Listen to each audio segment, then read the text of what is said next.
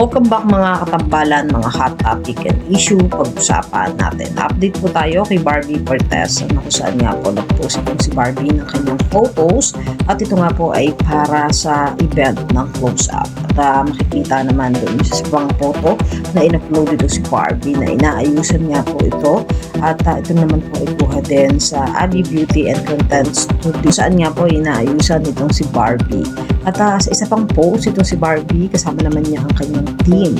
At may caption pa nga ako na our first time doing glam and go here at Abby Content Studio for close-up event. At kasama nga po niya dito ang kanyang team. At isa pa nga po ay ang pagdalo nitong si Barbie sa selebrasyon ng World Egg Day na kung saan nakikita itong si Barbie Cortez na nag-serve ng breakfast sa McDonald's sa McKinney.